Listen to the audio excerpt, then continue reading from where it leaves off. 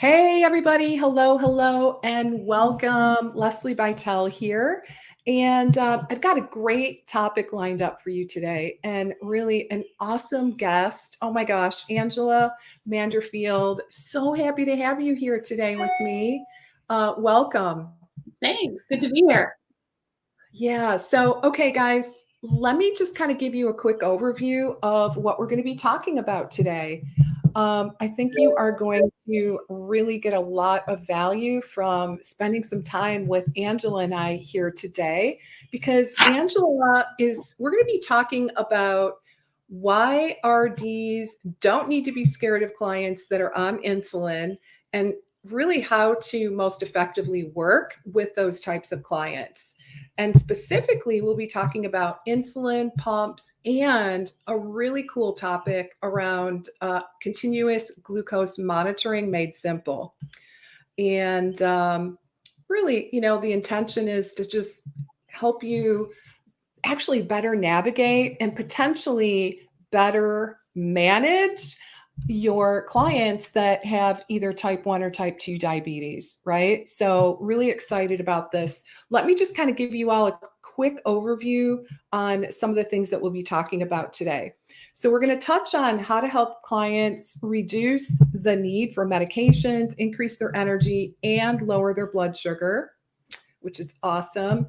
How to use an integrated functional nutrition approach to manage type 1 and type 2 diabetes. So, guys, this part is really critical because we'll be looking at it more from an integrative functional lens.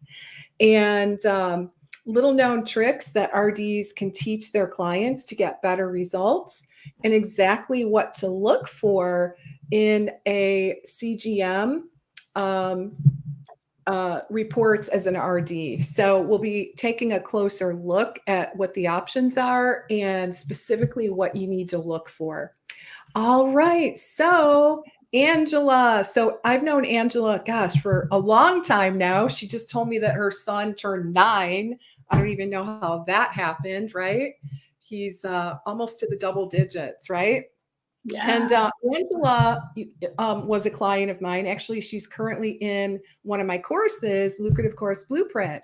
So, really, so very delighted to reconnect with you and be able to chat about your business and then specifically around how to better manage diabetic patients. So, Angela, why don't we kick things off with you sharing just a little bit about your journey? Just kind of an overview of specifically how did you zero in on this niche? And I know you also have a book, right? Mm-hmm. On this topic, which could be a whole nother Facebook Live. I have a feeling that our audience would be really curious in terms of the process that you went through to write your book. But yeah, why don't you just kind of give us a little bit of the backstory?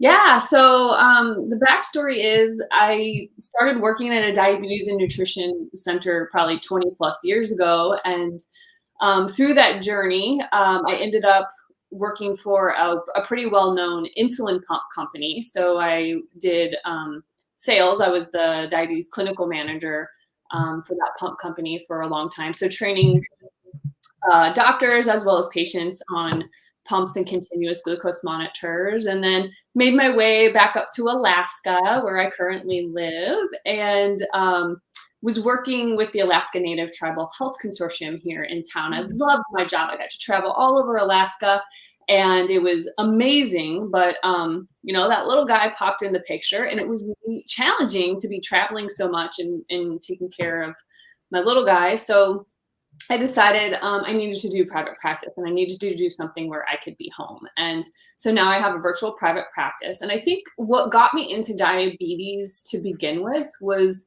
my family. I remember in college, my grandpa would have me come over and help make Excel spreadsheets for his blood sugars that he could take to his doctor. And, he was on insulin. And I've got a lot of family members on insulin. So I think that was kind of what drew me to that, is I wanted to help them. And I'd say my biggest success story is my mom. And I talk about her all the time because she's actually reversed her diabetes, and she's worked really hard at that. And so that's been exciting. But I love all types of diabetes. I love type 1. I love type 2. And if people are on insulin and they can come off or reverse, absolutely love to help them with that. And if they can't come off of insulin, I really like to help them fine tune things so that they're not dealing with big peaks and valleys as far as blood sugar goes, and help them optimize maintenance. Oh my gosh, what a great story. I can see why this would be your passion, especially, you know, your corporate experience and having family members who are actually struggling or were struggling with this disorder. All right. So let's go ahead and jump into some other areas that we want to make sure we cover today. So what would you say, like, really one of the topics we want to cover today is that fear that many practitioners, including RDs, have around working with patients that are on insulin. What do you think that's about?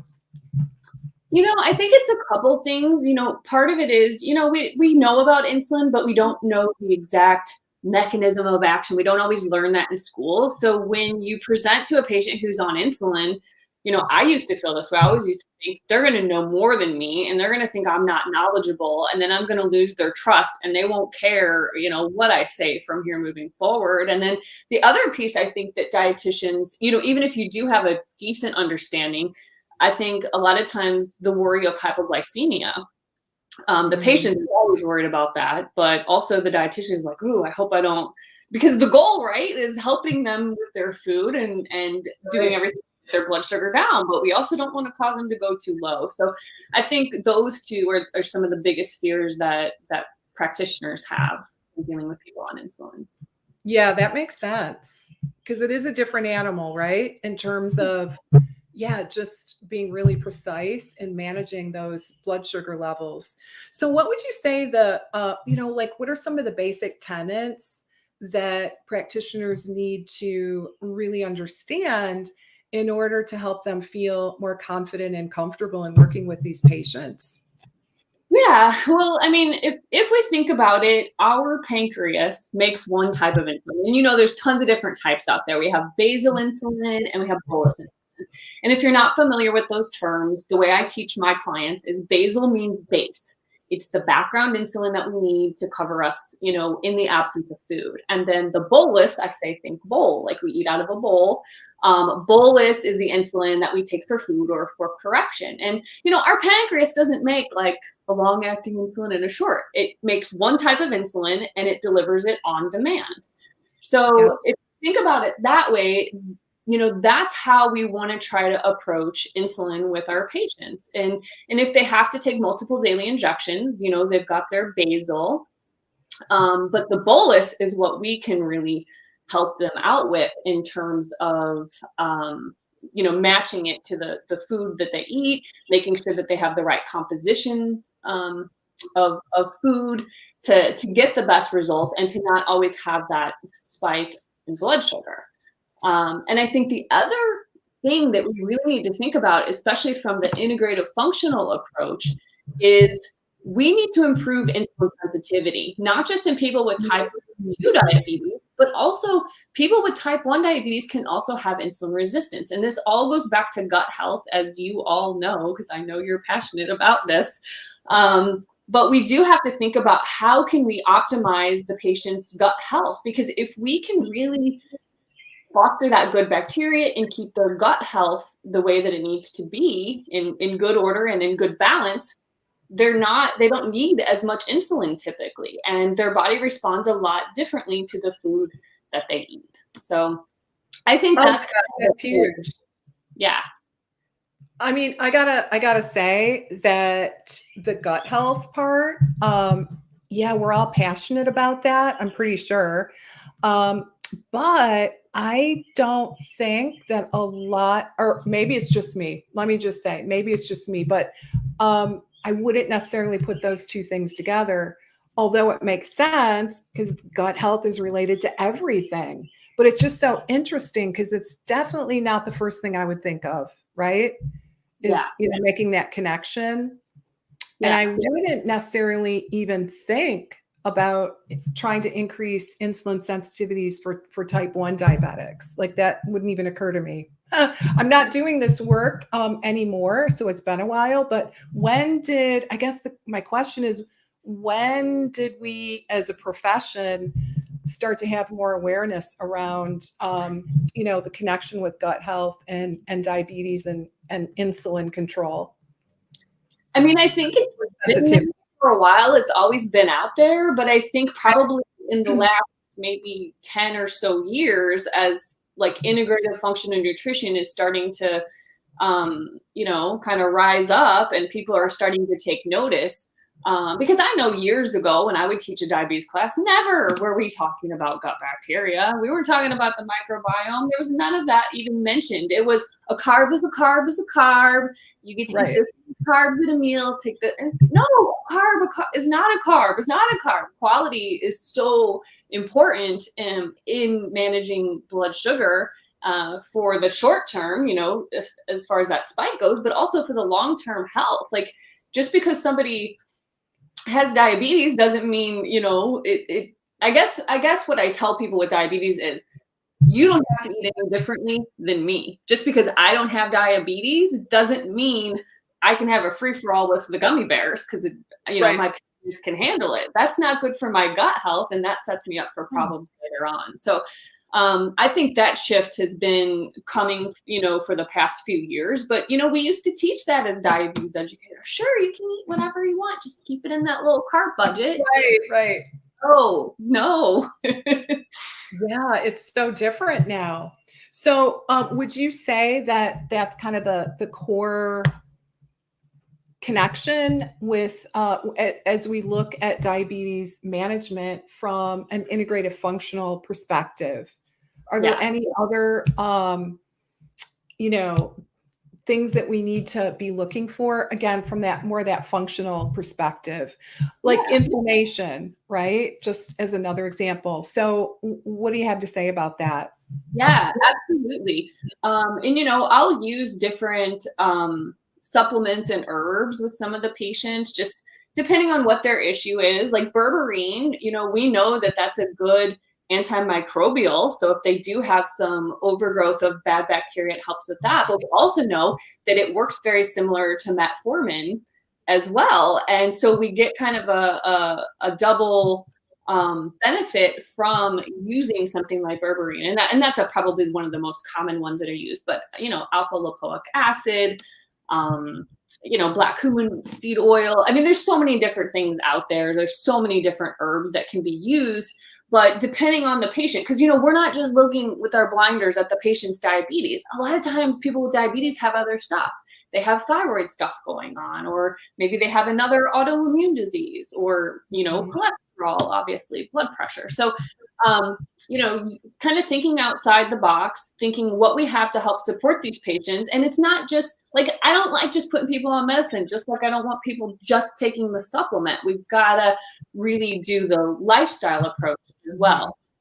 So I think the important thing to remember here too, and I'm just going to throw this in here because I think it's super important, exercise. Exercise, I teach people, cardio is like short or rapid acting insulin. Weight training is like long acting insulin. So when you do weights, it actually helps impact your blood sugar over the next several days. Cardio, you want to get your blood sugar down now, you do that. Cardio also after eating helps with digestion and absorption of the food. So I think when people start understanding, okay, wow, like I can use some of these lifestyle things as medicine, it clicks for them, especially I know we're going to talk about this later, but especially when they have a continuous glucose monitor and they can see the effects. They can see, walk and my blood sugar dropped 30 points. That's pretty cool. Amazing.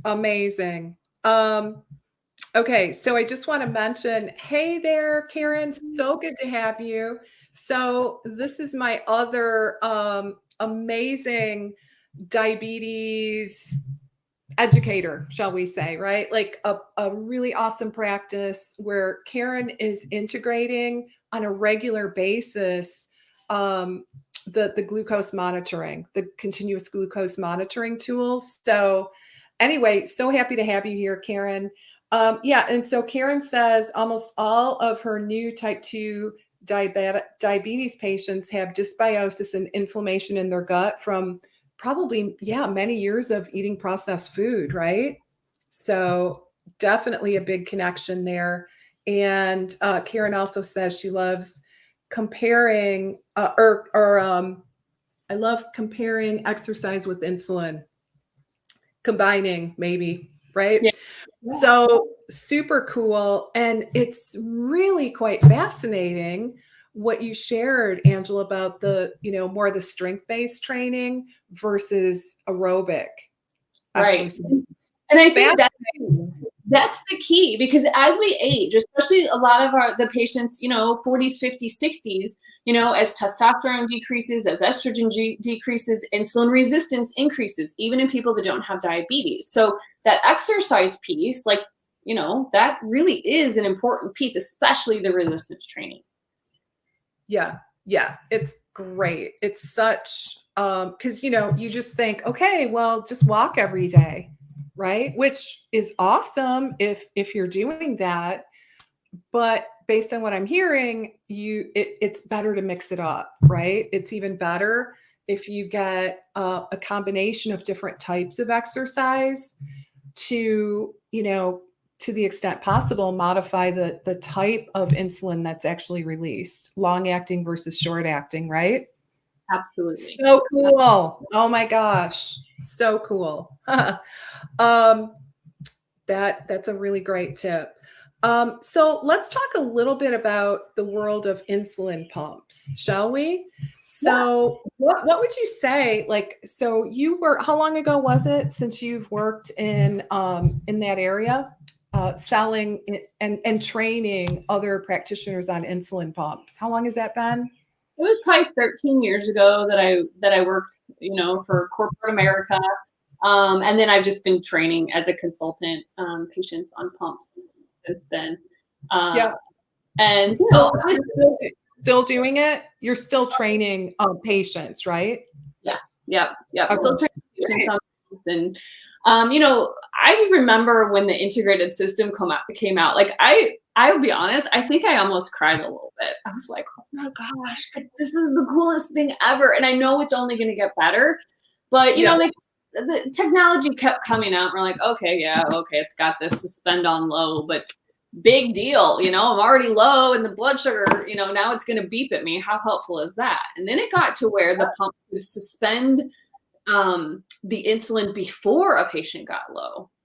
I was like, okay, I want something. This is cool. And now we're at the point where it's a self-adjusting basal. So these integrated new, hybrid closed loop systems have a self-adjusting basal. And what happens is patients usually need a lot less basal insulin, and we get more aggressive with the bolusing. So I think as dietitians, one of the things that we can really help patients with, and this is whether they're on insulin pumps or whether they're taking injections, is, timing is so key with insulin, whether you're bolusing with an insulin pump or whether you're just giving that injection. Most people think, they're taught, oh, I have to give my shot and then eat right away or my sugar's going to go too low. Well, it can take that insulin, 10 to 15 minutes to even get going. They have some newer, faster acting insulins now, but still, they need, like, the more head start you can give insulin, the better. Because if insulin's out there running ahead, it's ready for the sugar, that's great. If sugar gets a head start, there's really no catching up with that. It's going to take off. It's going to take some time to get it back down. So as dietitians, one of the things that we can work with patients the most on is timing of their insulin. So trying to get their insulin in at least 10 to 15 minutes beforehand.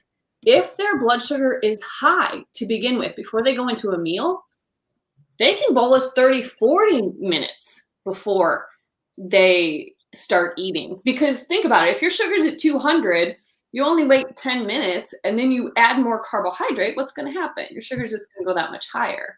So, patients do need to look at what their blood sugar is prior to eating, maybe even a couple hours. That's why scanning those CGMs are so cool, because then they can really fine tune their insulin better.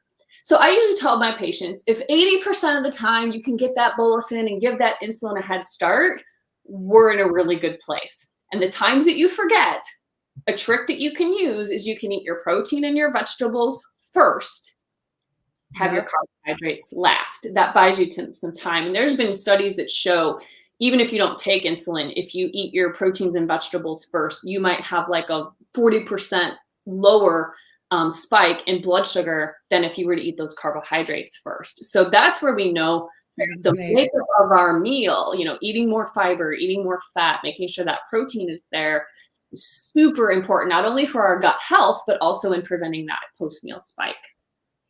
Right. Yeah. It's, I actually just read about that the other day. A new study that came out on that topic precisely. So, which is super interesting, again, even for people who have type 2 diabetes. And I'm not an expert in this area, but I would even venture to say those people that are trying to prevent type 2 diabetes, right? Like they've been told that, we got to keep an eye on this. Your, A1C is creeping up, right? So, and it doesn't mean you can't eat carbs, right, Angela? Right.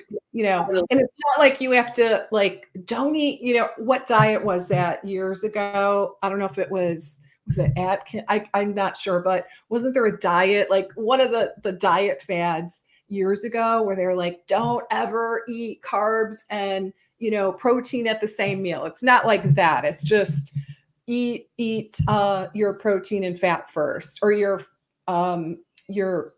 protein, fat, and veggies, right? Yeah. And then it goes back to quality, because who wants to live life, I just got off the phone with my patient. She's from the Philippines. Like, she's like, I can't live without rice. I'm like, I'm not gonna ask you to. I would never ask that. But we focus on more bitter melon, more mung beans, more things that are gonna help promote good blood sugar control. And then have a little bit of rice, because some people are gung-ho and they do super low carb and they can run their blood sugar at a flat line and it's great. Yeah. That's not for everybody. We really do have to individualize it, to our, which you guys already know that. Everybody knows, all the dietitians know that. But we want to really individualize that care. It's not a one size fits all. Exactly.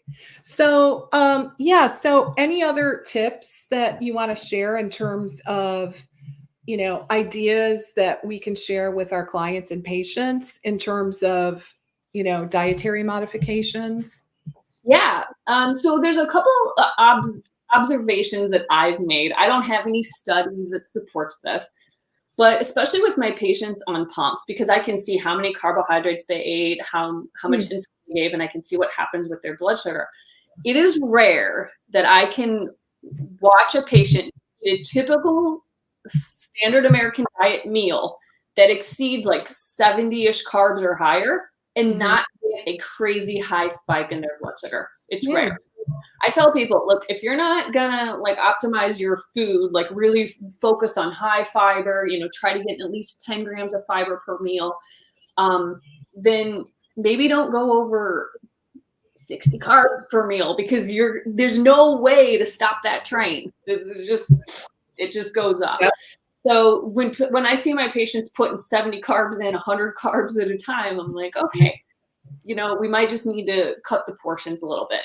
But so exceeding 70 carbs at a meal can be really hard to stop the spike. And if they are going to do that, I tell them, hands down, you have got to go move after a meal. I don't care if you have type 1 or type 2. You've got to do some movement if we want to kind of level things out.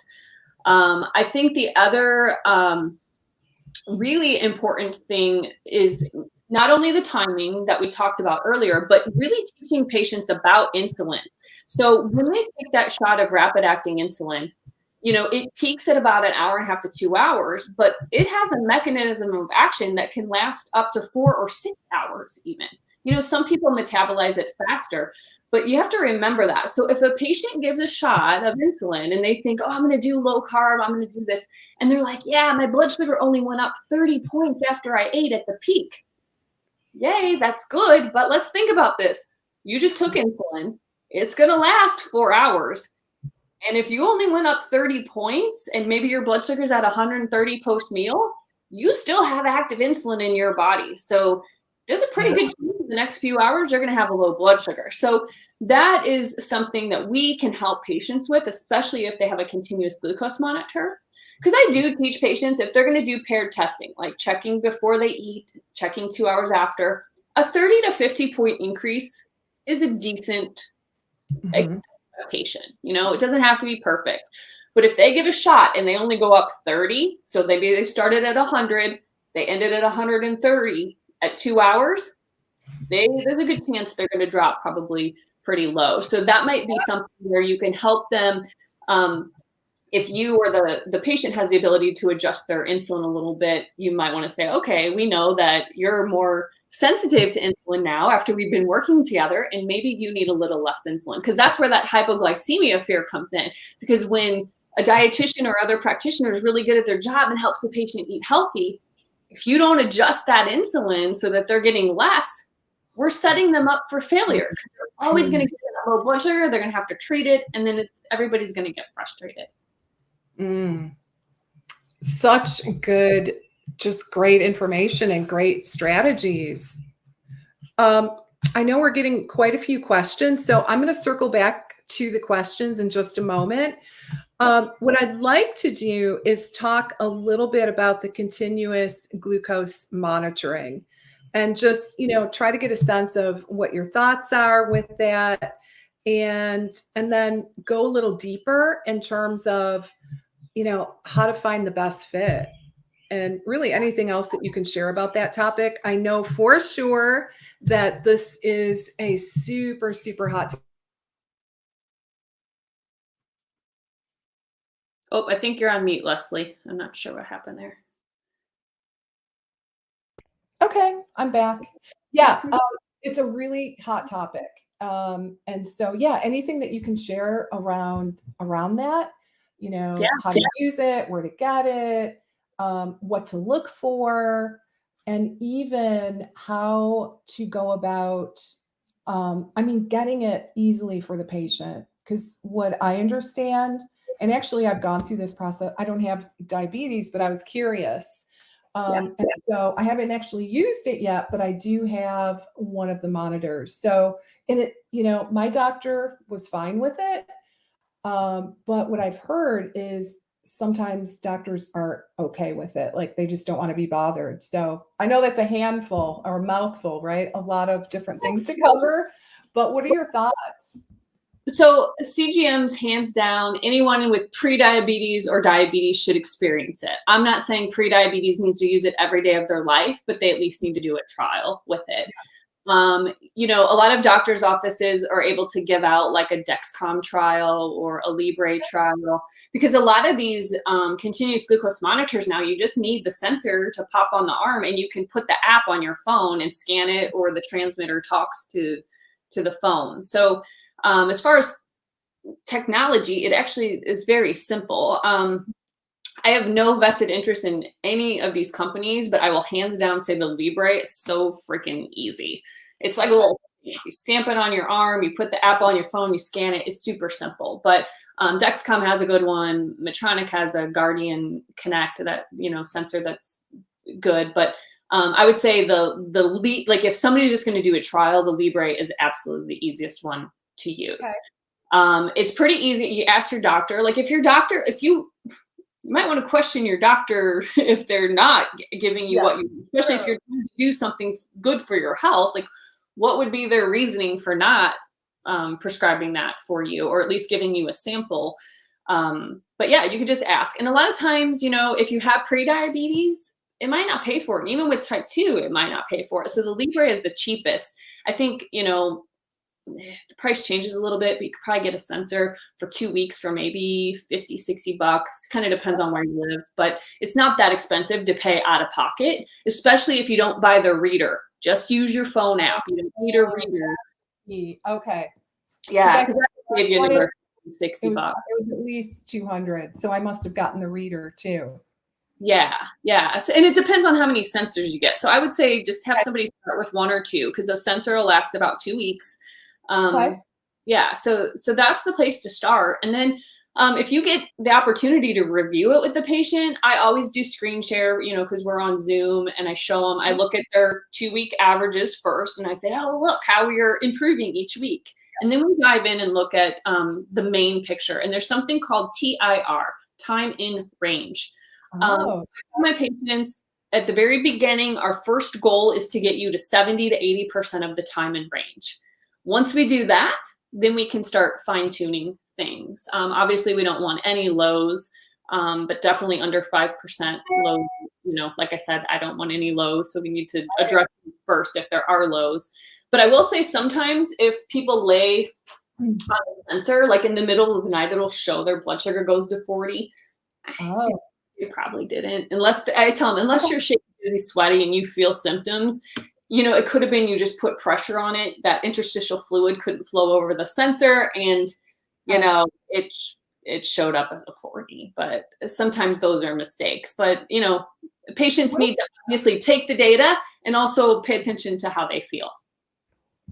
I was just going to ask, what if someone's doing intermittent fasting? Is that a concern in terms of going too low? And intermittent fasting, just, like trying to decrease their feeding window, right? So maybe they're, 12, 16 hours not eating. So do we have to be worried about that in terms of going to? That's a good thing. I recommend time restricted feeding for a lot of my patients if we're trying to lower fasting glucose a little bit. It's a pretty good work. There have been some studies, and I'm not too strict about this, but there have been some studies that people with diabetes type 2 particularly tend to do better with an earlier time restricted feeding, where like they eat 7 to 3 or 8 to 4, or somewhere like an earlier time frame in the day. Because a lot of people like to skip breakfast and do like 12 to 8. But integrative functional, think about it, like we don't like people eating 3 hours before bed. We want digestion and all that done ahead of time. We don't want to be disrupting the migrating motor complex before people go to bed. Like we want things to be good. Like we don't want to be messing stuff up. And so that overnight fast, we help increase better sleep. Not eating right before bed helps immune function. That way the gut's focusing on healing and not digesting and processing all the food. So I usually say pick a time restricted feeding that you want to do, but please try to not eat within 3 hours of going to bed. And that's not about, calories and, weight loss. Like I'm not as concerned about that as I am about like gut health, and let's get your body back in shape so that it can naturally migrate back to a weight that it wants to be, or that we can support so you don't have belly fat. Because again, I don't care how you look in the swimsuit, the belly fat is causing the insulin resistance. That's what we're more concerned about. So, I don't want people dieting just to change the number on the scale, but we really do want to pay attention to what they're eating so we can fix the inside to help people back on track. I just went on a tangent. Sorry about that.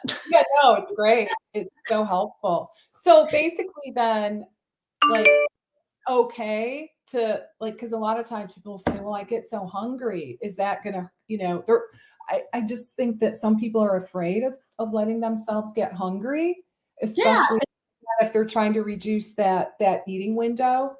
And if you get hungry, they should eat. Eat if you get hungry. It's not the end of the world. The time restricted feeding is only a tool, and the CGM can really give feedback, and patients can be like, oh, when I did time restricted feeding that way, I woke up with a blood sugar in the 90s. Wow.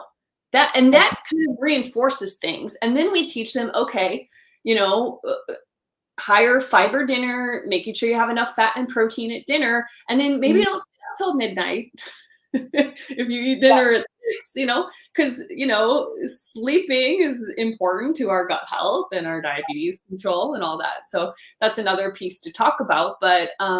But yeah, they don't have to be perfect. Time restricted feeding is a tool. And if it works for them, great. And if they can find a feeding period where they can still have dinner with their family and, not feel like they're sitting there drinking water while everyone's having a nice meal. But yeah, it's not the end all be all, but it's really helpful if people have the desire to do it. And a lot of times if they see it on the CGM results, that makes a difference. Yeah, I can see how that would potentially eliminate some of those fears that people might have about going too low, right? Yeah, Kind of, associating, your stomach growling and few hunger pang with, oh my God, I have to eat. It's like an emergency, right? Because right. it sounds like you get that immediate feedback from your monitor. And probably everyone's different, but it sounds like it's not actually a crisis, right? Like, oh my God, I gotta go eat. Right. Right? So Exactly. that makes a lot of sense.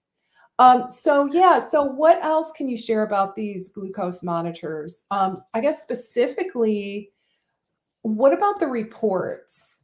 You know, tell us a little bit about the The reports. thing that I look at the most is the summary page, and I review that with my clients, and that's where I look at the time and range. It also gives like an estimated A1C there after the patient's been on it a couple weeks, so that's kind of motivating for people to see. But I usually like to do the daily log. So my patients are able to keep some photo food logs. So usually I'll pull those up and we'll say, okay, what did you eat this day?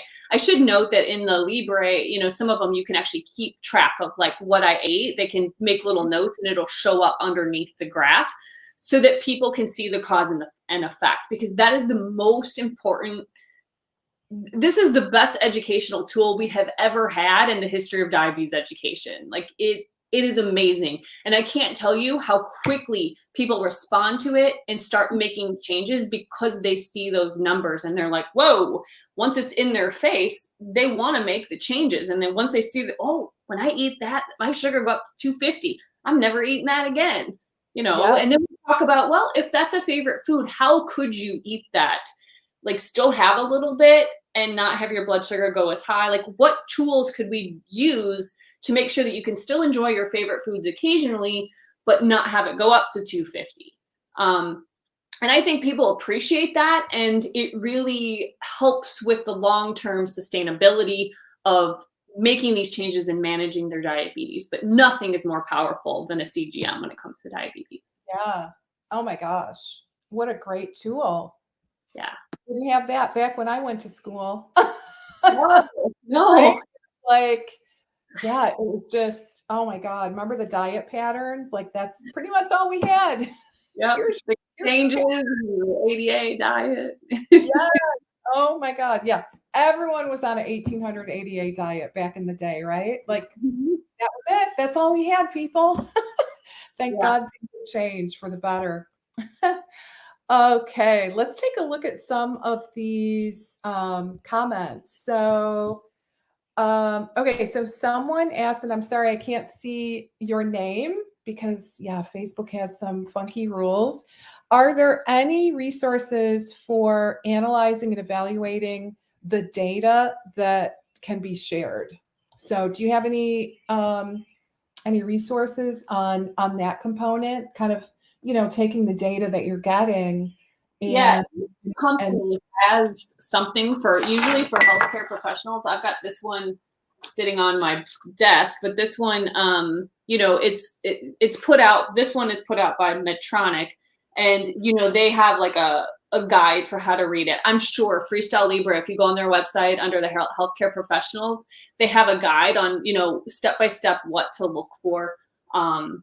In there. But yeah, I mean, you're always looking for time and range. You're eliminating hypoglycemia first, and then the time and range data setting is 70 to 180. You can adjust that a little bit, but industry standards, if we want to call it that, usually says 70 to 180. We want 80% of the patient's time to be in that range, and if it is, that correlates to overall better blood sugar, lower risk of complications, etc. But yeah, check out whatever your patient has, whatever monitor they're using. There's usually a healthcare professionals resource on their website. awesome. That's great. All right. Hey, Kathy. Kathy says motion is underappreciated, not just going for a walk or to gym, housework, simple yard work, etc. So I have type 2 diabetes for 5 years, start Freestyle Libre. So she's got 2. Is there like a couple different versions of this tool? Yeah, so the Libre 2 actually has alerts and alarms. That's the main difference. Oh, okay. So like Dexcom, Medtronic, those have already, like you can say, I want it to alert me if my sugar hits 180 or if it hits this. So now the Libre 2 can do that as well. It can send alerts and alarms. Okay. So if you're using the one where you have to scan, Mhm. like what kind of scanning schedule? Would you scan Every before, 8 hours. middle? Yeah, every 8 hours is the minimum to have the data. But I mean, back in the day when people had beaters were like, hey, could you check your sugar when you got up? Could you check it before and 2 hours after you eat? So there was like 6 to 8 times a day where they could check. So now if all they have to do is swipe, like the more the better. But I will caution that I have had patients get obsessive with it. Like Oh, scans you a day, and then they like feel like I can't take this thing off. And when that starts to happen, I'm like, no, you have to trust yourself. You're doing the things, you're being consistent with the things. Why don't you take a break from the Libre for a month? I guarantee you, your world is not going to end. So I do watch for that sometimes because I have seen that happen quite often. so interesting. Yeah, I can imagine how that would happen. Like they don't trust themselves, right? They're looking for No, that. and fear, like it sometimes it facilitates fear. Like I don't want my sugar to go too high, and then I Yeah, realized okay, we got to back off because this is yeah, causing like a whole nother problem, probably whole increase. problem, right? Oh my gosh, I don't think I would have thought of that. So interesting. Okay, so let's see. This is from Sylvia. Hey, Sylvia. So she says, I love CGMs. Any suggestions to help correct hypoglycemia between 12 and 2 and 3 to 6 a.m.? And what could lead to, cause these spikes? Okay, so I thought she was talking about low blood sugar. Oh, So, oh yeah, so yeah.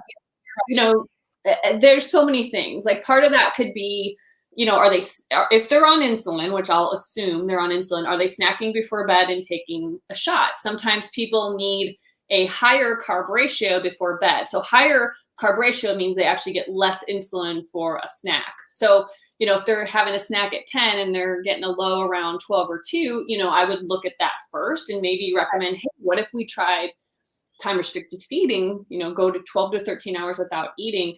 But usually I would take away a bolus before bed first and see if that fixes it. If they're still getting low, then it could be a basal problem as well. And that's where a pump is always better than like a long acting insulin, that you take once a day, because the pump, you can actually say, oh, let's lower your lower your basal rate a couple hours before that low and fix that. Where with a shot, like there's no like taking anything out. Like it is what it is. It's a flat line and there's nothing you can do about it. Okay, great. And Sylvia has another question. Why would someone get a high blood glucose spike after eating vegetables first, then protein and fats and carbs with no more than 30 carbs? Any thoughts on that? Why would someone get a high blood sugar spike? Blood sugar jumps from 90 to 150 after eating vegetables first, then protein, fats, and carbs last. No more than 30 grams of carbohydrate. So they may look at what kind of vegetable they're eating, like what I would need to see more data. But Yeah. also, what's the person doing? I had a person pre-diabetes, not eating anything, just watching the news. It was during election time. Her blood sugar went up 50 points. So stress could be Oh my another. God. Yeah. Stress is probably one of the most underestimated players in Wow. in diabetes, because it jacks up sugar like crazy. So, the person might be more insulin resistant at a certain time of day. I would look at other factors going on, not just what's on their plate.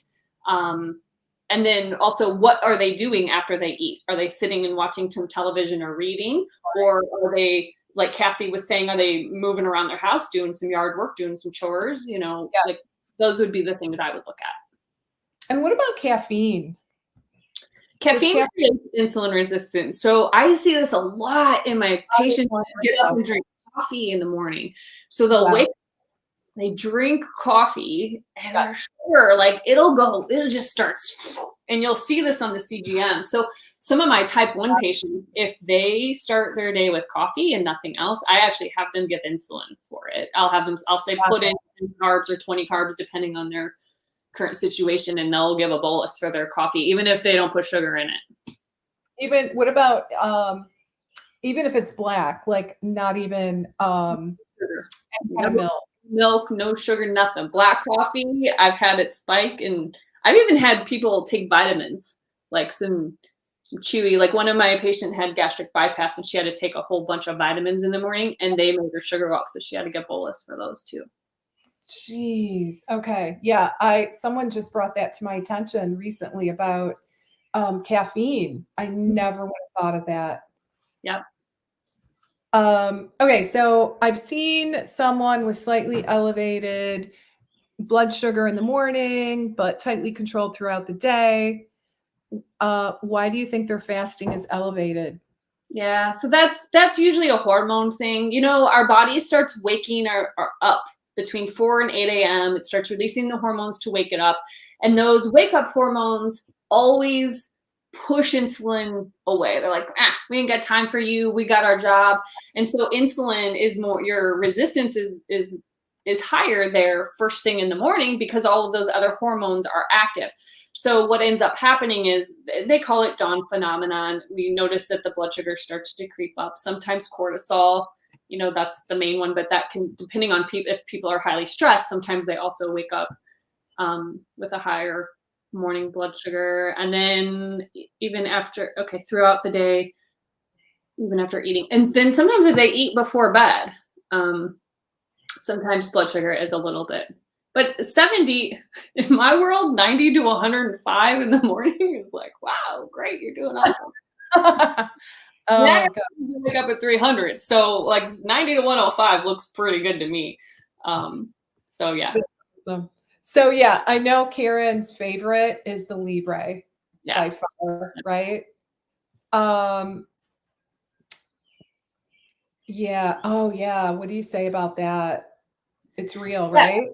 Yeah. So, you know, if someone has type 2 diabetes and they're maybe newly diagnosed and they had a really high A1C, like over 9%, what I like to work with them on is say, look, insulin might be a temporary thing for you. So I say, we need to get your sugar down. You know, if you're in the 300s, you're glucose toxic, we need to get your sugar down.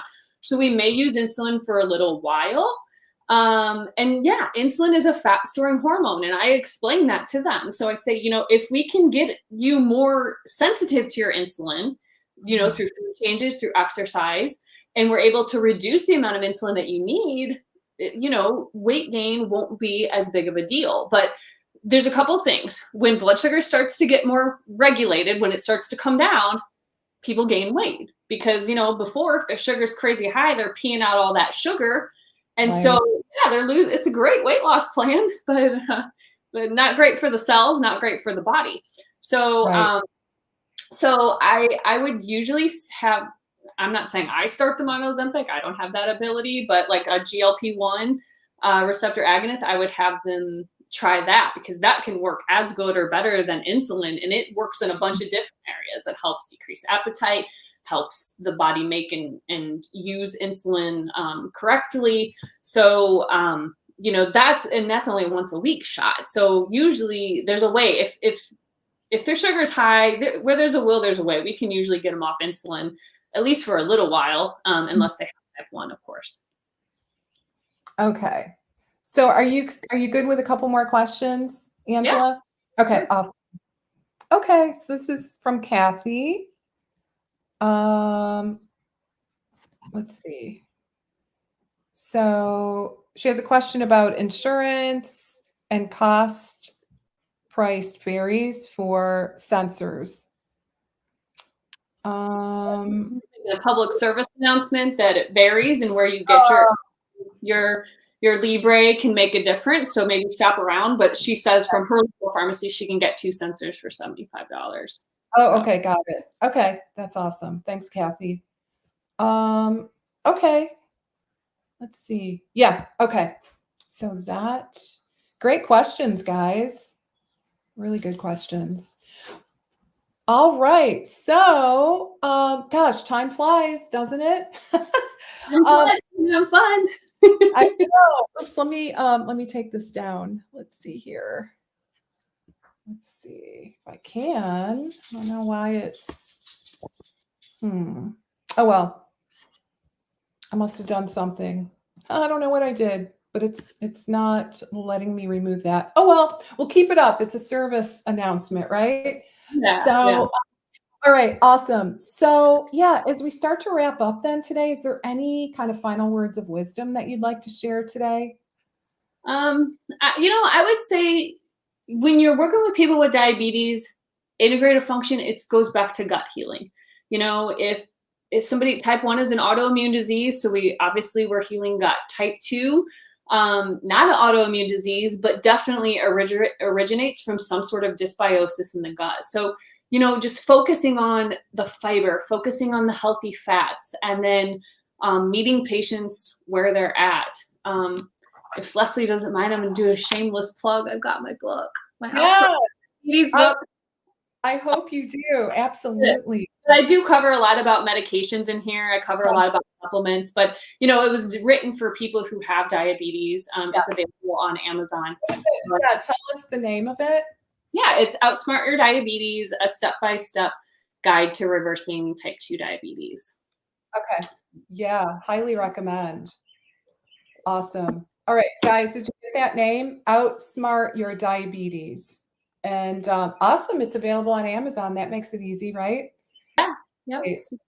And Kindle. And awesome. All right. Yeah, and I did want to comment to Kathy that all of the Facebook Lives that I do stay on my page. Okay, so Lesli Bitel International is the Facebook page name.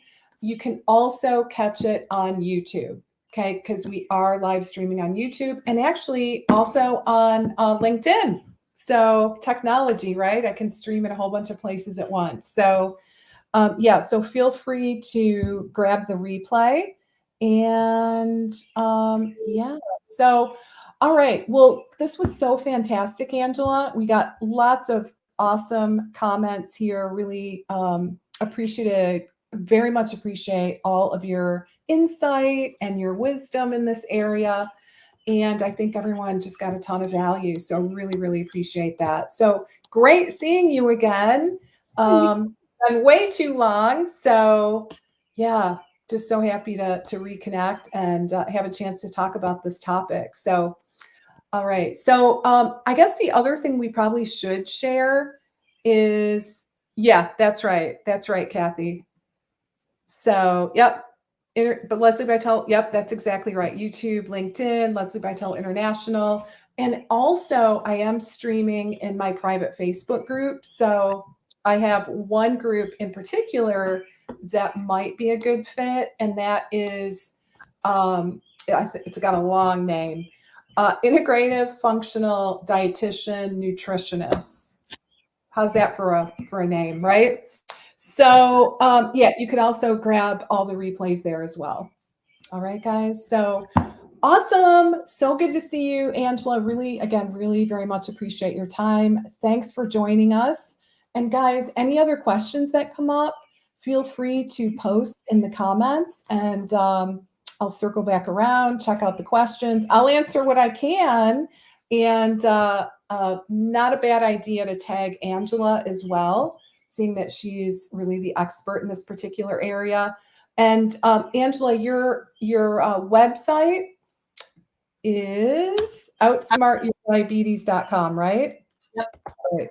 Outsmartyourdiabetes.com. And can we purchase your book on your site as well? Yeah, there's a link to the Amazon on my website, my book. Okay. Great. That's super convenient. And Kathy, how to join the group? What I would do is just look it up. Look it up. Again, it's Integrative Functional Dietitian Nutritionist. And just if you go in the search for groups, that should pop up. And I'll tell you what, if you have Yeah, and that's exactly right. Outsmartdiabetes.com. So if you have any trouble finding the Facebook group, just drop me a line and I'll get you taken care of. Lesli at lesliebitel.com. All right, guys. All right. Have a great rest of your day, a wonderful week and weekend, and I'll look forward to seeing you all next week. Okay. Bye for now. And thanks again, Angela. Hi, thank you.